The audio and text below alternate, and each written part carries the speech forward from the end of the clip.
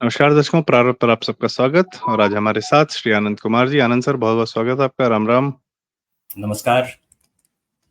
और साथ में हमारे अग्रज श्री व्यालोक जी। व्यालोक सर, बहुत-बहुत स्वागत है आपका। जय माता दी की। और दर्शकों, मैं ये बताना चाहूँगा, आनंद कुमार सर से आपका मैं थोड़ा-सा परिचय करा दूँ। आप मार्केट रिसर्च और सोशल रिसर्च में बिहार में काम करते हैं और आप लेखक भी हैं, शोधकर्ता भी हैं। आपकी किताब गीतायन पब्लिश्ड है और साथ में आप लगातार अपनी रिसर्च के सिलसिले में बिहार में ज़्यादातर आप मुख्यतः काम करते हैं और कम से कम 8-9 जिलों के तो अभी ये भ्रमण करके आ रहे हैं पिछले 1 महीने में। तो लगातार ज़मीन पर रहने वाले और ज़मीन को देखने वाले, समझने वाले और बहुत सारे हमारे बड़े नेताओं जो गांधी खानदान से आते हैं, उनकी तरह नहीं कि जो बस जलेबी फैक्ट्री लगाने के प्रक्रिया में लगे हुए हैं। असली दुकान पर घाट-घाट की जलेबी खाने वाले श्री आनंद कुमार जी और साथ में हमारे व्यालोक भाई, जिनसे आप परिचित हैं। आज का जो हमारा विषय है दर्शकों, वह है प्रशांत किशोर आए हैं बिहार में, कुछ नया लेकर। वो कुछ बहुत दिनों से लालू पुत्र तेजस्वी और तेज प्रताप अपने चमत्कार दिखा रहे थे। फिर थोड़ा बहुत कार्य नई युवा पीढ़ी के चिराग पासवान जी आके उन्होंने भी किया और अब प्रशांत किशोर आए हैं क्योंकि पुरानी पीढ़ी अब विदा होने की फेज में जा चुकी है। लालू जी जा रहे हैं, बीमार ही रहते हैं, जेल में रहते हैं, नहीं रहते हैं पता नहीं चलता है। फिर नीतीश जी का भी मतलब अपने आप जान ही रहे हैं, उम्र हो गई ही गई है, कितना मुख्यमंत्री रहेंगे अब। तो मैं आनंद सर से जानना चाहूँगा कि सर, ये प्रशांत किशोर जी ऑफ कोर्स बिहार के ही रहने वाले हैं, चुनाव में उनका इतिहास भी है, चुनाव प्रबंधन में वो हर पार्टी के साथ काम कर चुके हैं, किसी को नहीं छोड़ा उन्होंने, सबको जितवाया है चुनाव। तो जैसे 80 के दशक में क्या होता था, बाहुबली लोग जो है नेता लोग को चुनाव जितवाते थे, तो कहते थे इससे अच्छा तो हम खुद ही लड़ लें। तो बाहुबली लोग को फिर समाजवादी पार्टी लालू ने देना शुरू किया टिकट, वो खुद ही जीत गए। तो क्या प्रशांत किशोर जी उसी मोड में आए क्या कि जब मैं जितवा सकता हूँ तो मैं खुद क्यों नहीं जीत सकता? जी, ये कभी ना कभी तो उसे सूझेगा ही। अगर कोई हुँ, आदमी लगातार चुनाव जितवा रहा है, अगर आप पिछले बार का बंगाल का चुनाव आप याद करें, तो बंगाल के चुनावों के बारे में लोग कह रहे थे कि भाजपा को बहुत अच्छे नंबर्स आएँगे, बहुत अच्छी सीटें आएँगी। लेकिन जो विधानसभा चुनाव के जब नतीजे आने के बिल्कुल करीब की बात थी, उस समय की बात थी, तो प्रशांत किशोर ने कहा था कि 2 डिजिट भी अगर क्रॉस कर जाए भाजपा, डबल डिजिट से ट्रिपल डिजिट में आ जाए तो ये बहुत बड़ी बात होगी। सरकार बना लेना तो बहुत बड़ी बात है, दूर की बात है। तो जो गिनती होती है और उसके हिसाब से क्या होने वाला है, इसकी जानकारी प्रशांत किशोर को बहुत अच्छे से होती है और अच्छे से होती है जो उसका कारण आप समझिए। जैसे अभी बिहार के जो लोग हैं वो जातिगत जनगणना देख चुके हैं। तो जातीय जनगणना जब बिहार के लोगों ने देखी, तो उस समय हम हमेशा कहा करते थे जाति जनगणना करवाएँगे मगर गिनती नहीं बताएँगे। तो अभी तक जो बिहार सरकार है उसने एक्चुअली गिनती लोगों को नहीं बताई है। परसेंटेज वगैरह कुछ-कुछ बता दिए हैं जो कि विश्वसनीय नहीं लगते। उन पर बहस चलती रहती है। अब हम लोग चूँकि इसी किस्म के स्टैटिस्टिकल रिपोर्ट्स पे काम करते रहते हैं, तो हम लोगों को भी नज़र आता है और आम लोगों को भी नज़र आता है कि इन आंकड़ों में फर्जीवाड़ा है। तो ये जो सच्चे आंकड़े होते हैं, पीछे जो कहीं छुपे हुए होते हैं, ये आंकड़े प्रशांत किशोर जैसे लोगों के हाथ में पहले से होते हैं। किसी भी विधानसभा के चुनाव में आप देखेंगे, विधानसभा के चुनाव लड़ने वाले किसी भी नेता से आप पूछ लेंगे, तो वो आपको एग्ज़ैक्टली बता सकता है कि फलाँ जाति के इतने वोटर इस गाँव में या इस मोहल्ले में या इस बूथ नंबर पर होंगे। फलाँ समुदाय के इतने वोटर इस बूथ नंबर पर होंगे। तो ये जो पक्की-पक्की गिनती होती है, ये चूँकि इन लोगों को पता होती है, इसीलिए बहुत आसानी से ये उसे मैनिपुलेट कर सकते हैं, मैनेज कर सकते हैं। तो ये जब किसी और के लिए वो लगातार करते आ रहे थे, तो इन्होंने सोचा कि मैं अपने लिए क्यों नहीं कर सकता? तो काफ़ी लंबे समय तक इनकी जो पार्टी थी, ये पार्टी नहीं थी, सिर्फ़ एक आंदोलन की तरह इन्होंने चलाया। पैदल यात्राएँ की कई इलाकों में और पैदल यात्राओं का जो नतीजा हुआ, वो भी आप समझिए राजद तो बिल्कुल ही रोने की स्थिति में आ गई थी। 2-2 बार चिट्ठियाँ जारी करके राजद ने अपनी पार्टी के कार्यकर्ताओं को कहा है कि भैया आप जो ये प्रशांत किशोर की रैलियों में जा रहे हैं, आपके ऊपर सख्त कार्रवाई होगी, अगर आप प्रशांत किशोर की रैलियों में जाना-वाना नहीं बंद करते तो। तो कैडर किसका टूट रहा है, ये बड़ी आसानी से आप समझ सकते हैं। ऐसे ही आप देखेंगे कि ट्विटर या सोशल मीडिया पर आप देखेंगे कि कौन से लोग हैं जो कि विरोध कर रहे हैं प्रशांत किशोर का। तो प्रशांत किशोर का विरोध करने वालों में आपको दिखेंगे कि ये सब के सब राजद के छुटभइये नेता हैं, पप्पू यादव जैसे लोग हैं, जो कि राजद के साथ जाने की कोशिश कर रहे थे, मगर कांग्रेस ने उनके अंग विशेष पर लात जड़ दी और बेचारे जो है बहुत दुखी होकर के रोते धोते हुए जो है वो चुनाव लड़े थे। वहां पर उन्होंने राजद की ही नेत्री को पराजित किया, बहुत बुरी तरह पराजित किया, और राजद की नेत्री को धूल चटाने के बाद वो पूर्णिया से अब सांसद हो गए हैं और वो विरोध कर रहे हैं प्रशांत किशोर का, जबकि प्रशांत किशोर को उनसे कोई लेना देना है नहीं, या इतने छोटे नेताओं से प्रशांत किशोर टक्कर लेने की सोचते भी नहीं। प्रशांत किशोर का ध्यान होता है तेजस्वी जैसे नेताओं पर। तो जो वोट बैंक है, किसका वोट बैंक कैप्चर करने की कोशिश कर रहे हैं, ये बहुत आसानी से अनुमान लगाया जा सकता है। और जमीनी स्तर पर क्या हो रहा है, ये तो चिट्ठियों में राजद की दिखता ही है। तो ये सब कुछ हो रहा है अभी फिलहाल। जी, तो बात आपने सही बताई कि उनके पास कम से कम डेटा है, डेटा एनालिस्ट का तो बड़ा काम करते रहे, और आईपैक जो उनका संगठन है, वो उसको पीछे छोड़ आए हैं। अब कह रहे हैं मेरा उससे कोई लेन-देन नहीं, पर ये बात जो है वैसी ही है जैसे विजय माल्या ने किंगफिशर बेच के निकल गया लंदन, तो वो कुछ वैसा ही है कि अब मेरा उनका किंगफिशर से कोई लेन-देन नहीं था। खैर, तो मैं ये कह रहा था पप्पू यादव से तो उनकी 2 घंटे की मुलाकात भी थी, और तसल्ली से मुलाकात भी की गई है, मतलब प्रशांत किशोर की। ठीक है, अब एक मुझे याद आता है सर, प्रशांत किशोर व्यालोक भाई, चुनाव चल रहे थे या आपका शायद कोविड का काल चल रहा था, बंगाल के ही चुनाव के समय शायद। हाँ, दोनों में कोविड का भी काल था और शायद बंगाल का चुनाव भी था। तो प्रशांत किशोर क्लब हाउस एक ऐप आता था जिसमें लोग अपना ऑडियो पे बात करते थे। उसमें एक तमाम पत्रकार गिरोह जो है, आपकी क्या कहते हैं, रवीश कुमार भी थे उसमें और रोहिणी सिंह भी थी, वो जो पूरा गिरोह, आरफा खानम, ये पूरा जो गिरोह है, उनसे बात करते हुए पाए गए थे, उनको मैनेज करते हुए पाए गए थे। भाई पत्रकारों को कोई एक आदमी चाहिए ना जो नेता से पैसा लाके इन लोग को दे रहा है। तो ये गिरोह तो वही है सर। व्यालोक भाई, आप कैसे देखते हैं, क्या वो प्रशांत किशोर कुछ वो डिलीवर कर पाएंगे जो तेजस्वी नहीं कर पा रहे हैं? क्योंकि लग तो रहा है कि आ रहे हैं उसी गिरोह से या उसी गिरोह के समर्थन से, और यह भी कहते हुए आ रहे हैं कि हम मुसलमानों को टिकट देंगे 40। तो मुसलमान वोट बैंक के भरोसे तो आज तक कोई अच्छा नेता पैदा ही नहीं हुआ भारत में। वेलोक सर। ऐसा है कि मैंने चूंकि इन 9 दिनों तक बहुत सख्त बातें बोलने से परहेज करने का प्रण लिया है, इसलिए मैं बहुत सख्त बातें तो नहीं बोलूंगा, लेकिन प्रशांत किशोर कुल मिलाकर एक परिमार्जित संस्करण है केजरीवाल के। प्रशांत किशोर को 2 चीजों के लिए मैं याद रखता हूं। पहला तो इन्होंने राजनीति में कार्यकर्ताओं की जो जगह थी उसको खत्म कर दिया। जिस तरह से वो कॉल्ड चुनावी प्रबंधन, और वो चुनावी प्रबंधन क्या होता है? वो चुनावी प्रबंधन ये होता है कि आप मीडिया में छा जाते हैं, सोशल मीडिया में छा जाते हैं।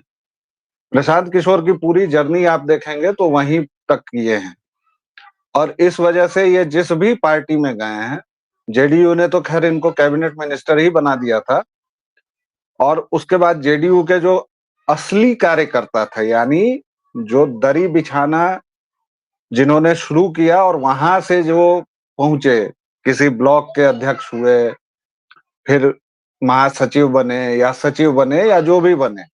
हालांकि जेडीयू भी एक आदमी की पार्टी है, तो एक आदमी की पार्टी में बहुत गुंजाइश आपके ऊपर जाने की नहीं होती है।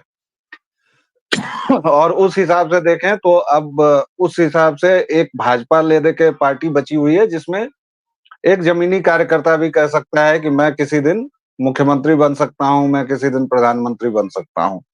दूसरा विकल्प था मार्क्सवादियों का, जो कि अब खत्म हो चुके हैं।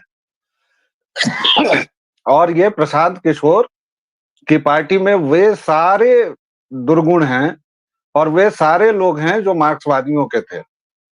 आप देखिए इनकी पार्टी में बड़े बड़े आईएएस आईपीएस, जिन आईएएस आईपीएस लोगों ने रहते हुए अपने कार्यकाल में बिहार का कितना भला किया वो हम सब जानते हैं। अब वो सब आके ये भरोसा दिला रहे हैं कि हम बिहार को बदल देंगे। तो सबसे पहले तो मुझे इसी से चिढ़ हो जाती है कि ये लोग अपने सेवा काल में सिवाय भ्रष्टाचार के, सिवाय पैसा कमाने के कुछ नहीं करते हैं, और जैसे ही इनकी नौकरी खत्म होती है, वैसे ही इनके अंदर का जनसेवक जाग जाता है। हमारे यहाँ के एक गुप्तेश्वर पांडे हैं, उनके अंदर का तो खैर कथावाचक ही जाग गया है। तो पहली बात कि इन्होंने राजनीतिक पार्टी से कार्यकर्ताओं को दूर किया। दूसरी बात कि जो ये वर्चुअल पूरा कैंपेन होता है, उस कैंपेन पर ले आए हैं, और इनको लग रहा है कि 2 साल से अगर ये बड़े-बड़े टेंट हाउस में बैठ के और बिहार की राजनीति को बदल देंगे, तो वो तो खैर दिल्ली की राजनीति को केजरीवाल भी बदलने आए थे। आज वो कहाँ हैं और क्या-क्या उन्होंने बदल दिया, वो देखा ही जा सकता है। भई शीश महल बनवा दिया, 35 लाख का टॉयलेट बनवा लिया, और शायद उनकी जो सीट है जिस पर बैठ के वो नित्य कर्म से निवृत्त होते हैं, वो भी 20-25 लाख का है। बेहतर जानकारी मतलब थोड़ा गूगल करने से मिल जाएगा।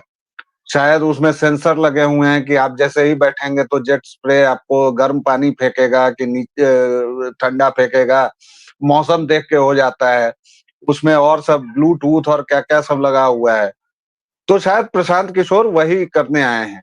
प्रशांत किशोर ये भी नहीं बताते हैं कि 2 साल से उनको ये फंडिंग कहाँ से आ रही है।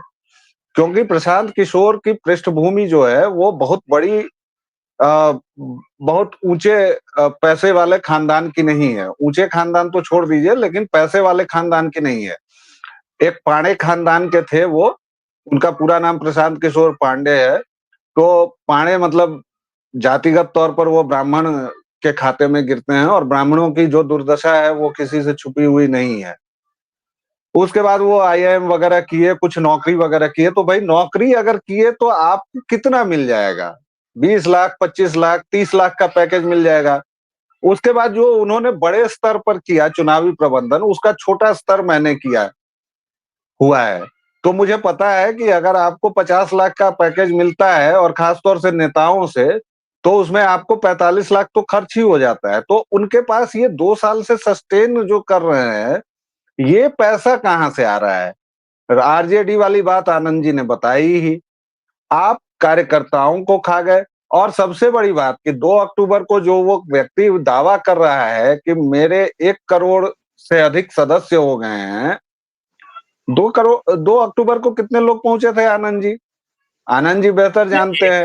1 करोड़ या आप 50 लाख, ऐसा कोई संख्या नहीं थी। मतलब इससे बड़ी रैलियां पटना ने बहुत देखी हुई हैं, तो ऐसी कोई बड़ी रैली नहीं थी। बड़ी रैली भी नहीं थी और भीड़ का उत्साह भी नहीं था। इससे बड़ी रैलियां अगर आपको देखनी है तो इस्लामिक जमातें जो कर रही होती हैं दीन बचाओ के नाम पर, उसकी रैली पटना में कुछ एक हो चुकी हैं, और उसी मैदान में हो चुकी हैं जिस मैदान में ये प्रशांत किशोर की रैली थी। बल्कि उसी मैदान में तेज प्रताप यादव की शादी की दावत भी हुई थी, और जिसमें केक वगैरह लूटने की घटनाएं हुई थी। लोगों को खाना वाना नहीं मिला था, तो उन्होंने सब कुछ लूट लिया था। सर राजद के देखिए, कार्यकर्ता हैं, सर तेज प्रताप लेजेंड है। उनकी चर्चा प्रशांत किशोर जैसे छोटे लोग के साथ न की जाए। He is a one man in himself, वो सुप्रीम है।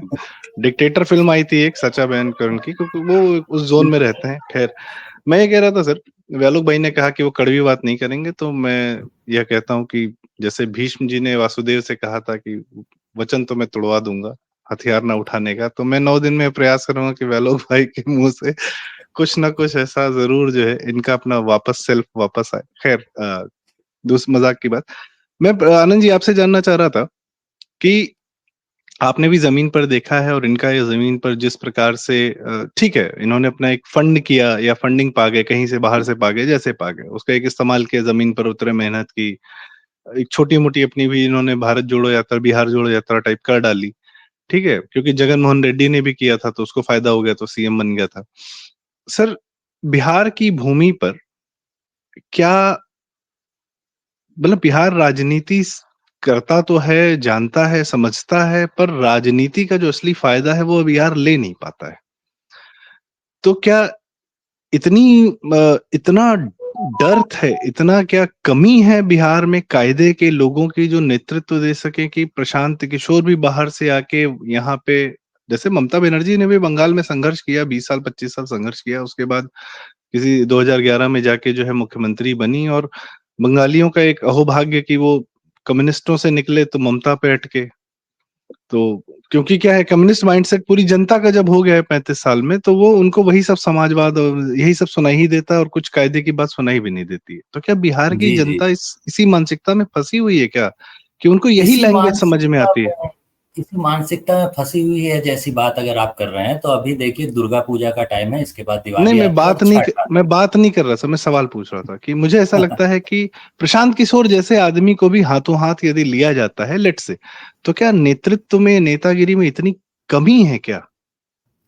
इसको ऐसे समझ लीजिए ना कि अभी जैसे जी, दुर्गा पूजा के बाद छठ वगैरह का टाइम जो आता है, तो जी, छठ वगैरह के टाइम पर आप जानते हैं कि बिहार के सभी लोग वापस आते हैं। तो मेरा ये मानना है या मेरा ये कहना होता है कि जो बिहार में ढंग के आईक्यू वाले लोग हैं, जिसका भी आईक्यू थोड़ा ढंग का है, जिसकी बुद्धि है थोड़ी भी, वो तो बिहार के बाहर भाग गया, वो बिहार में रुकेगा क्यों? वो बिहार के बाहर भाग जाता है फौरन, क्योंकि उसको कहीं ना कहीं नौकरी मिल जाएगी बेहतर, कुछ ना कुछ अच्छा काम मिल जाएगा, चार पैसे कमा पाएगा। बिहार में कोई रोजगार वगैरह तो है नहीं, तो वो बिहार में नहीं रुकता, बिहार के बाहर भाग जाता है। तो ये जितने आईक्यू वाले लोग हैं, ये सारे के सारे बिहार से बाहर चले गए। तो गधे, मूर्ख, लंपट, धूर्त और जो कहीं जाने के लायक नहीं थे, वैसे ही लोग जो होते हैं वो बिहार में बचे हुए हैं। इसके अलावा जो बचे हुए हैं वो हैं बूढ़े, जो रिटायर होने की कगार पर हैं या रिटायर हो चुके हैं। वो वापस घर आते हैं तो बिहार आ जाते हैं। कुछ लोग होते हैं जो मजबूरी में फंसे हुए हैं, और वो पहले से इतने फ्रस्ट्रेटेड हैं बिहार में फंसे होने के कारण कि वो कुछ भी अच्छा करेंगे। जैसे आप मुझसे कहेंगे कि कुछ सृजन की बात करो, कुछ अच्छा करने की बात करो, तो हम बिहार में होने की वजह से ऑलरेडी इतने फ्रस्ट्रेटेड हैं कि हम पहले कहेंगे कि यार क्या बात करने आ गया है, भाग जाए यहाँ से। तो ऐसी स्थिति होती है। तो जो आईक्यू वाले लोग होते हैं, जो ढंग की आईक्यू वाले लोग हैं, वो जब बाहर से वापस आते हैं, करीब करीब 3 करोड़ 3.5 करोड़ हैं, तो वो जब बिहार बाहर वापस आते हैं तो आप देखेंगे कि बिहार की स्थिति बदल जाती है। तो जैसे ही आईक्यू वाले समझदार लोग, ढंग के लोग बिहार वापस आए छठ में, आपको पूरा बिहार साफ सुथरा दिखेगा, कानून व्यवस्था आपको बिल्कुल नॉर्मल दिखेगी, सब कुछ सही सही दिखेगा। जैसे ही वो लोग वापस जाते हैं तो फिर से बिहारी जो है वो कबाड़ा करना शुरू करते हैं। बचे खुचे बिहारी जो हैं बुद्धिहीन, लंपट, भ्रष्टाचारी, गिरे हुए, नीच, टुकड़ाखोर। तो बिहारी जो है वो नेचर उनका ऐसा ही है। अगर आप ये सोच रहे हैं कि बिहारी बड़े भले से हैं और दयनीय अवस्था में हैं, भोली भाली जनता को किसी नेताजी ने ठग लिया, तो ऐसा कुछ नहीं है। वो आदमी वैसा ही है। और जो भी गांव के नॉस्टैल्जिया की बात करता है ना, उसने बिहार के गांव जाकर के देखे नहीं है। बिहार के गांव में जब आप जाकर के देखेंगे तो आप पाएंगे कि उसका पूरा कंसंट्रेशन, उस जिस जिस ग्रामीण को आप भोला भाला कह रहे हैं, उस ग्रामीण का पूरा कंसंट्रेशन इसी बात पर होता है कि कैसे एक हाथ जो है वो पड़ोसी की जमीन अपने में दबा ली जाए। और इसकी वजह से बिहार में जो हत्याएं होती हैं उसकी गिनती भी अगर आप देखेंगे तो सबसे ज्यादा हत्याएं जो होती हैं वो जमीन के भूमि विवाद के मामलों में ही हुई रहती हैं। जी। जो भी अच्छी चीजें थी उन सबको खा जाने की जो प्रक्रिया होती है, ये बिहारियों की टेंडेंसी है। तो ये लोग ही ऐसे हैं, तो अपने जैसा ही नेता चुनते हैं। खुद भ्रष्टाचारी हैं तो लालू यादव को चुनेंगे, खुद जातिवादी हैं इसलिए राजद को आगे लाएंगे, राजद को आगे नहीं लाएंगे तो कहेंगे लव कुश के नाम पर, यानी दूसरी फिर से जातियों के नाम पर ही ये फिर से लेकर के आ जाएंगे नीतीश कुमार को। तो भैया जब तुमने चुनाव किया था जाति के नाम पर, तुम खुद जातिवादी हो, तो तुमको जो नेता मिलेगा वो भी वैसा ही होगा। नहीं, पैसे की जहां तक बात है, जो पैसे की बात आप कर रहे थे कि इसके पास फंडिंग कहाँ से आती है, तो किसके पास फंडिंग जो होती है उसका हिसाब किताब आप ले सकते हैं। राजद के पास जो फंडिंग आती है वो कहाँ से आती है? ये जो बड़ी बड़ी रैलियां कर रहे होते हैं, जैसे ही नौकरियां मिली थी सब लोगों को, नीतीश कुमार के जो शिक्षा मंत्री थे उनके हस्ताक्षर से शिक्षकों को नौकरियां मिली थी। अगले ही दिन पूरे बिहार में हर जिले में राजद ऑफिस पर उसका जो है एक प्रेस कॉन्फ्रेंस करके 10 पत्रकारों को बुला करके और उसका सब कुछ कर दिया जाता है। अगर आप 20 पत्रकारों को बुला रहे हैं तो सीधा सीधा खर्चा होता है 20,000 रुपए। इसके अलावा उनके खाने पीने का खर्चा होगा। जिनको आपने बुलाया है उनको दिन में आप लंच करा करके फिर वापस भेजते हैं, तो ये कम से कम 50,000 रुपए का खर्चा होता है। तो अगर 38 जिले में किया है और 50,000 रुपए का खर्चा है, तो ऐसे ही 16 लाख रुपए हो गए। कहाँ से आया था ये 16 लाख? राजद ही बता दे, जदयू बता दे कि उसके पास पैसा कहाँ से आता है, फंडिंग कहाँ से आती है। कोई नहीं बताएगा कि फंडिंग कहाँ से आती है, पैसा कहाँ से आता है। तो सबका वही हाल है। और वैसे ही लोग चूंकि बिहारी खुद भी हैं, तो वैसे ही नेता भी वो लोग चुनते हैं। तो ये कोई गलत हो रहा है बिहारियों के साथ या भोली भाली जनता को ठग लिया गया है, ऐसी गलतफहमी मत पालिए। बिहारी वैसे ही हैं और उनको उनके जैसा ही नेता मिलता है। आपने एक बात कही सर कि जो कायदे के लोग हैं, जो आईक्यू हैं, जो कुछ कर सकते हैं, कर्म प्रधान होते हैं, कर्मठ होते हैं, वो बाहर निकल जाते हैं। मेरे बहुत सारे दोस्त हैं, वो चाह कर वापस नहीं जा सकते, बस नहीं सकते। माता-पिता वहीं हैं और ये लोग बाहर हैं, कोई हैदराबाद में, बैंगलोर में। यहाँ तक कि बड़े-बड़े आपने आप लोगों ने शायद पंचायत सीरीज़ देखी होगी, उसके जो टीवीएफ जो प्रोडक्शन हाउस है, उसका जो जी। ओनर है, अरुणव कुमार, बिहार का है। योर स्टोरी करके एक बहुत बड़ी वेबसाइट है जो एंटरप्रेन्योर्स पे काम करती है बैंगलोर, मतलब नए-नए एंटरप्रेन्योर्स की कहानियाँ बताती है। उसकी जो ओनर है श्रद्धा, वो बिहार की है, टाटा से फंडेड है, लेकिन वो बिहार आप की है। एक दो लोगों मैं का नाम बता रहे हैं। मैं कॉन्फ्रेंस करवा चुका हूँ यहाँ पर। एक जीटीआरआई नाम से एक कॉन्फ्रेंस चलता है। जीटीआरआई मतलब ग्रैंड ट्रंक रोड इनिशिएटिव, इस नाम से एक कॉन्फ्रेंस चलता है और हर साल उसके आयोजन होते हैं। उसमें कम से कम 20-25 लोग एक दिन में, यानी कि 2 दिन का अगर वो आयोजन होता है तो 50 लोग तो कम से कम ऐसे होते हैं जो बिहार के थे और बिहार में आते हैं और वो बताते हैं कि कैसे वो बाहर गए, अब वो वापस आना चाहते हैं या नहीं आना चाहते। तो सभी कहते हैं कि मैं बाहर से वापस बिहार आना चाहता हूँ, लेकिन वो बिहार आएगा कैसे? फैक्ट्री आप लगाने जाएंगे तो इतनी जगह पेपर पास करवाने में आपको रिश्वत देनी पड़ेगी।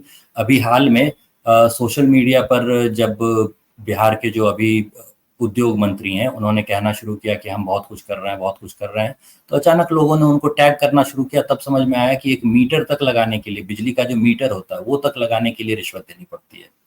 आपको एक परमिट चाहिए, एक पास चाहिए, एक लेटर चाहिए, एक कागज चाहिए, हर एक के लिए रिश्वत देनी पड़ती है।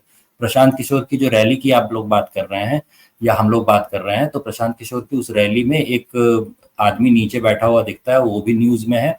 नीचे बैठा हुआ दिखता है और उससे बात कर रही है जो पत्रकार, उस पत्रकार को वो बता रहा होता है कि लालू यादव के दौर में, पता चल जाएगा आपको उसकी बातचीत से कि ये भी भूतपूर्व राजद वाला ही है और इस रैली में आ गया है। तो उससे बात कर रही होती है पत्रकार, तो उससे जैसे ही पूछा जाता है तो वो कहता है कि नहीं नहीं, लालू यादव के दौर में तो लालू यादव का नाम सुनते ही पैंट में मूत देते थे अधिकारी, पैसा मांगने की बात तो छोड़ दीजिए। और अभी ये हालत है। तो और उसके अलावा अभी जो जमीन का, भूमि का जो सर्वेक्षण हो रहा है बिहार में, उसकी हालत आप देखेंगे तो हर रोज कोई ना कोई ऐसा वीडियो आता है, हर रोज, जिसमें जो सबसे नीचे वाला कर्मचारी होता है, और वो भी ध्यान दीजिए कि वो सरकारी कर्मचारी नहीं है, जो संविदा पर बहाल है, डेटा एंट्री ऑपरेटर है, वो 400-500 रुपए ले रहा है आपका नाम उसमें एंट्री, खाते में एंट्री कर देने की, और उसके वीडियो आकर के आपको सामने दिख रहे हैं। तो जो सरकारी दफ्तर में संविदा पर काम कर रहा है, जब वो 500-500 रुपए ले रहा है, तो ऊपर कितना जाता होगा उसका आप जोड़ लीजिए। चलिए मीटर की बात हमने की, अभी बिजली के मीटर की, तो ये बिजली का मीटर जिस क्या कहते हैं आईएएस अधिकारी के शासनकाल में चला था या लगा था, वो आईएएस अधिकारी, उनका क्या हुआ? उनके ऊपर सामूहिक बलात्कार का मुकदमा है, उनके ऊपर भ्रष्टाचार का मुकदमा है, 9 करोड़ रुपए नकद और करोड़ों रुपए की जो प्रॉपर्टी होती है चंडीगढ़ और हिमाचल वगैरह में, कोई साले के नाम पर, कोई पत्नी के नाम पर, वो उनके पास पाई गई, करोड़ों रुपए नकद पाए गए। और जो मीटर बनाने वाली कंपनी थी, जो मीटर अभी मेरे घर में लगा हुआ है, वो जिस कंपनी ने बनाया है, उस कंपनी ने इस आईएएस अधिकारी को एक मर्सिडीज कार गिफ्ट में दी थी। अब बताइए आप कि ऐसे भ्रष्टाचारी ऊपर से नीचे तक भरे हुए हैं, और यहाँ आप कह रहे हैं कि आकर के बिहार में उद्योग लगाओ। यार हम किसको बुलाएं? अपने मित्रों से कहते शर्म आती है। आ गया कहीं गलती से तो वो तो मुझे 50 गालियां देगा कि कहाँ फंसा दिया लाके यार। जी। नहीं, बात सही है सर आपकी। ये चीज़ हमने अखिलेश के काल में यहाँ पे भी देखी थी। एक आईएएस अधिकारी थे, स्पेशल सेक्रेटरी थे अखिलेश के। वो 2016 में वो ये कह किसी मुंबई वाले ऑटोमोबाइल फैक्ट्री वाले को कह रहे थे कि यहाँ आके बस 50 करोड़ का इन्वेस्टमेंट कर दो, हमको अनाउंस करना है। और 20 मिनट उसको समझाते रहो, नहीं आया। खैर वो एक अलग कहानी है। तो वेलोक जी, मैं आपके पास आता हूँ। आनंद सर ने हमें बताया, समस्याओं के बारे में बताया, और ज़ाहिर-सी बात है कि समस्याओं की जानकारी आप लोग स्वयं वहाँ पर रहते हैं तो अच्छे से है, और हम लोग को भी बाहर को भी जो थोड़ा बहुत अंदाज़ा है मीडिया की खबरों से मिलता है, वह भी पता रहता है। तो प्रशांत किशोर इन समस्याओं का समाधान कैसे करेंगे सर? ये कर पाएँगे, नहीं कर पाएँगे, या क्या वो इसके लिए कोई समाधान दे रहे हैं, जिससे उनके प्रति जनता का आकर्षण बढ़ रहा है, कि सरकारी देखिए भ्रष्टाचार कम करेंगे? जी। देखिए, जनता का कोई आकर्षण नहीं बढ़ रहा है। जितना आकर्षण बढ़ रहा है वो सोशल मीडिया में और मीडिया में बढ़ रहा है। क्योंकि जनता का जितना आकर्षण था वो हमने 2 अक्टूबर को देख लिया। जब उनको भीड़ ने बहुत ही ल्यूक वार्म, बहुत ठंडी सी प्रतिक्रिया दी, और ये बात प्रशांत किशोर को भी पता है। लेकिन प्रशांत किशोर चूंकि बाजीगर हैं, तो उनको पता है कि सुर्खियों में कैसे रहा जाता है, कहाँ उनको बोलना है, कहाँ नहीं बोलना है। वो मंचों का चयन बहुत सावधानी से करते हैं, किस टीवी चैनल पर जाना है, किस टीवी चैनल पर नहीं जाना है, कौन उनकी छीछा-लेदर कर सकता है, कौन उनको नंगा कर सकता है, ये सब वो बहुत ही सोच समझ कर और तब जाते हैं। इसके अलावा जो उनके दोस्त यार हैं, क्योंकि आप जब चुनावी प्रबंधन करते हैं तो एक लंबी जर्नी होती है, और उसमें खास तौर से पत्रकारिता और पीआर, और आजकल तो दोनों का घालमेल है कि क्या पत्रकारिता है और क्या पीआर है, कुछ पता नहीं है। तो उसमें आपके पास सुर्खियों में जब तब आने का मौका बहुत मिलता है, और चूंकि प्रशांत किशोर ने बड़े स्तर पर किया है, उसमें तो छोटे स्तर के लोग जो होते हैं वो भी मतलब इतना मैनेज कर सकते हैं कि वो चाहें तो डेली एक आध सुर्खियां अपने लिए बटोर सकते हैं। ये पहली बात। प्रशांत किशोर की कोई रुचि इसमें नहीं है कि बिहार को वो सुधारेंगे। इस बात से एकदम, अगर कोई इस मूर्खता में फंसता है, तो इस देश ने केजरीवाल, अन्ना आंदोलन, गन्ना आंदोलन सब देखा हुआ है। और केजरीवाल ने जिस तरह पूरे के पूरे सिविल सोसाइटी आंदोलन को खत्म कर दिया, और बिहार में खास तौर से अगर आप किसी को कहें कि आप एनजीओ के हैं, तो वो थोड़ा बहुत अगर आप पर भरोसा कर रहा होगा तो वो भी नहीं करेगा, क्योंकि बिहारियों को इतना ठगा गया है। और बिहारी मतलब आपसे सीधे कहेंगे कि ठीक है, तुम एनजीओ से आए हो, तुमने इतना भाषण दिया, बहुत अच्छा, पैसा कितना दे रहे हो? वो सीधे नकद की बात करेंगे। सीधे काइंड में भी अगर करेंगे तो वो थोड़ा-सा कहेंगे कि अरे यार ठीक है, काइंड तो नहीं चलेगा, पैसों की बात बताओ। और इसके मतलब ज्वलंत उदाहरण हमने देखे हुए हैं, हमने अपने आप ये सब फेस किया हुआ है। अब आपके प्रश्न का दूसरा हिस्सा है कि समाधान में जब रुचि ही नहीं है, समस्याओं में रुचि ही नहीं है, तो आप ले देकर एक बात यही आ जाती है कि बिहार के बारे में सब गालियाँ देते हैं, और आनंद जी ने जितना कुछ कहा है उतने में तो हम लोग पर्याप्त मारपीट खा सकते हैं, और इसीलिए मैं जगह नहीं बताता हूँ कि मैं कहाँ से बात कर रहा हूँ। आनंद जी अपना जानें, अपना समझें। हम हेलमेट लगा के निकलते हैं। उतना समाधान की आसान नहीं बात है पहचानना। समाधान की बात ये है कि यहाँ जब तक अभी भी लोगों को भ्रम है कि थोड़ा बहुत यहाँ स्ट्रक्चर बचा हुआ है, थोड़ा बहुत संस्थान हैं जो काम कर रहे हैं, एक आध लोग हैं जो इसमें भी, जैसे हमारे एक मित्र हैं, उन्होंने मधुबनी में करोड़ों की फैक्ट्री लगाई 7 साल के अंदर, मखाना की, मिथिला मखान करके है उनका, मनीष आनंद है हमारे मित्र। अब उन्होंने कैसे लगाई उस जर्नी को कोई नहीं जानता है, उस जर्नी को वही जानते हैं। किस तरह उनको आस-पास के लोगों ने ही उनसे रंगदारी वसूलने की कोशिश की, और किस तरह से बड़े-बड़े नेताओं ने क्या-क्या किया। लेकिन वो बंदा अड़ा रहा, डटा रहा, और उसने कर लिया। उन्होंने कर लिया, इसका मतलब ये नहीं है कि व्यापार करने की सुविधा हो गई या फिर व्यापार के लिए बहुत अच्छा माहौल बन गया, नहीं, इसको, और लोग इसी में भ्रमित होते हैं। तो अभी बिहार में थोड़ा बहुत चीजें बची हुई हैं, 1% के आसपास। वो जब पूरी तरह ध्वस्त हो जाएंगी, तभी कुछ होगा, और तभी यहाँ जी। की जनता समझेगी कि गुरु अब ऐसा है कि अब कुछ नहीं बचा है, तो अब इन परिवारवादी पार्टियों को हटाओ, इनको सबको हटाओ, और अब एक नया विकल्प लाओ। लेकिन वो विकल्प प्रशांत किशोर नहीं है, क्योंकि वो उसी भट्टी से निकले हैं, वो उनसे भी अधिक भ्रष्ट निकलेंगे। ये मैं लिख के दे सकता हूँ। तो प्रशांत किशोर जी ममता बनर्जी को जितवाए महाभ्रष्ट, जगन रेड्डी को भी जितवाए महाभ्रष्ट, कांग्रेस के पास भी चले गए, 75 पेज का पीपीटी दिए कि आपको कैसे जीतना है वापस भाजपा को हटा के, तो कांग्रेस तो बेहतरीन महाभ्रष्ट। तो किसी को छोड़ा नहीं उन्होंने, नीतीश कुमार को भी और जितवाया था और तब और जब वो और लालू के और, साथ थे। जी। और एक बात मैं और बता दूं कि ये प्रशांत किशोर ने जितवाया, हम लोग बोल जाते हैं, मतलब भाई जगन रेड्डी का उस समय माहौल था, इस बार काहे नहीं जिता दिए? सर ममता बनर्जी का उस बार माहौल था, और ममता बनर्जी किस तरह चुनाव जीतती हैं ये सबको पता है। वो 2024 में 1990 के बिहार की तरह चुनाव जीतती हैं, और ये सबको पता है। तो इसलिए जी, इसमें उनका कोई लेन देन नहीं है। इसमें वहां की जनता महान देखिए, है ऐसे और उसको ऐसे मैं प्रणाम ऐसे करता हूँ। समझिए इसको कि खीर जो थी ना वो ममता बनर्जी ने बनाई, जगन रेड्डी ने बनाई। प्रशांत किशोर बस उसके ऊपर इलायची छिड़कने और काजू किशमिश छिड़कने बस के रिस्पॉन्सिबल सर है, उससे मैं ज्यादा वो नहीं है। नहीं, मैं ये नहीं कह रहा कि उन्होंने जहां जितवाया बिहार है में भी और ही हैड अ जहां रोल। बिहार में भी आप देखिए कि बिहार में वो क्या करने की कोशिश कर रहे हैं। वो ऐसी जगहों पर अपने कैंडिडेट कुछ खड़े करेंगे, कुछ का पहली बार देखिए, एक बहुत पुराना सा लोहिया जी के समय का एक डायलॉग होता है, पहली बार जब आप चुनाव लड़ते हैं तो हारने के लिए लड़ते हैं, दूसरी बार चुनाव जब आप लड़ते हैं तो किसी और को हराने के लिए लड़ते हैं, और तीसरी बार जब आप चुनाव लड़ते हैं तब आप जीतने के लिए लड़ते हैं। और मैं बिहार के थोड़ा लोग जो है ना वो इससे बहुत अच्छी तरह वाकिफ होते हैं। तो मैं अपनी प्रशांत क्लियर किशोर जो चुनाव लड़ रहे हैं ये दूसरी बार चुनाव लड़ रहे हैं, और ये किसको हराएंगे इस नाम पर ये पैसे की वसूली करेंगे, उसके लिए ये चुनाव लड़ रहे हैं। अद्भुत है सर। केजरीवाल भी ऐसे ही टिकट बाँटते हैं, टिकट का पैसा ले लेते हैं, कहीं भी जाके लड़ लेंगे, मध्य प्रदेश, हरियाणा, गुजरात, 100 टिकट, 500 टिकट बाँट देते हैं। खैर, मैं ये प्रशांत किशोर के क्लेम को ही एक बार जैसे मान लिया जाता है ना बेनिफिट ऑफ डाउट देके, तो मैं कह रहा हूँ कि अगर तुमने ही जितवाया तो तुम किसको जितवा रहे थे? एक से एक हाँ भ्रष्ट लोगों को जितवा रहे थे ना? ठीक है। ये मैं कहना हाँ चाह ठीक है, रहा था। एनी वो व्हिच वाइज़, ठीक है। तो यह चर्चा आज का हम आज समापन करते हैं और मुझे लगता है कि कम से कम केजरीवाल के बहाने जनता थोड़ी इवॉल्व हो गई, समझ गई है कि पहले दिन जो आ रहा है, क्या आ रहा है, क्या लेके आ रहा है, किस बुद्धि से आ रहा है, किस मानसिकता से आ रहा है।